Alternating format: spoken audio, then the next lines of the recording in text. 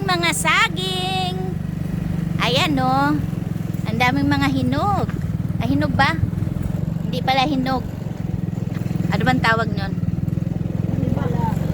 Maniba ba? Yung pwede na ma-harvest soon.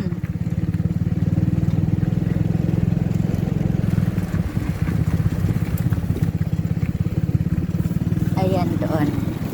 Ang aming driver, oh, busy-busy sa pag-drive. At ang mga dalawang prinsesa.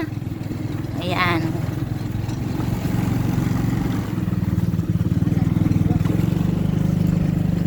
Ayan, nakarating na kami sa aming destinasyon.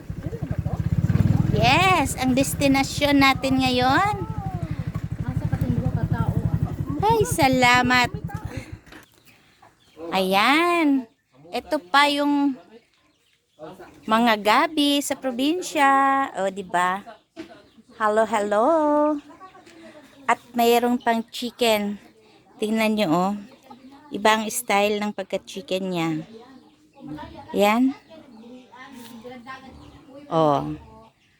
Maraming mga hayop dito. Maraming mga manok.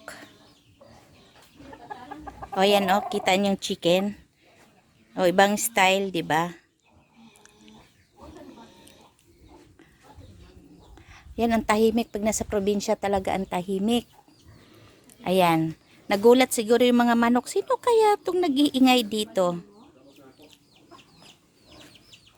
Ayan. Hello, manok. Hello, hello, manok, manok, manok. Oy, take note. Ayan, oh. Ayan yung saging at may papaya pa.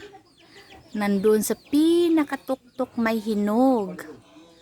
Nakita nyo ba yan? Ayan, oh. May hinog. Masarap talaga pag nasa probinsya, di ba? Hindi mo talaga, hindi mo masuklian. Ang ganda, ang saya. Maraming mga pwedeng kainin lang. Pag masipag ka lang talaga dito sa probinsya, marami kang makain at hindi mo na kailangan magtanim, magbili-bili pa. Katulad nito, pwede ka nang magluto ng gulay. Pwede ka nang magluto ng sinigang. Kasi yung laman niya. At may native pa na kamuti tops. O, diba? Kung gusto mong kumain ng chicken, meron din chicken. Sipag lang po talaga ang kailangan. Ayan, ang daming mga manok dito. Enjoy, enjoy. Kaso lang dito banda malalim na. Ayan, oh. Meron ding avocado. Ayan yung papaya, oh. Ang daming hinog sa taas pero kinakain na ng ibon. O, diba? O, diba kung magluto ng manok, may ready ng aswete. O, may aswete na. Ito yung puno ng aswete. Ayan yung mga manok, o. Kita nyo? O, kaya ito, sa mga hindi nakakilala ng puno ng aswete, ito po yung aswete. Ayan ang mga bunga niya. Ito po yun ito yung aswete. Pag matanda na, or ito na yung tinatanggal, o. Ayan. Nakita nyo yan? Ayan. Yan yung mga binebenta sa palengke. Yan yun. Kaya pag nagluto ng mga adobo or magsangkot siya, pwede yan paglagyan. Ayan, ang dami pa niyang bunga sa taas. May ipapakita pa ako sa inyo. Ayan na pa, ibang klaseng manok na naman. Pag nasa probinsya, ito po yung mga malalaking puno na ng malunggay. Ayan, tingnan nyo. Ayan, oh.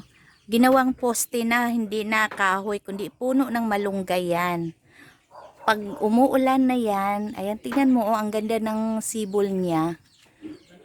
O, diba? Mga puno ng malunggay ang ginawang bakod dito. Samantalang sa atin, pag nagbakod tayo dyan sa ibang lugar, lalo na sa Manila, kailangan natin ng mga semento. Dito, puno lang ng malunggay, bakod na. At pag gustong maggulay, ayan, harvest ka lang. Iba talaga pag nasa probinsya. Kaya hanggang sa muli, sa sunod naman nating kwentuhan, itong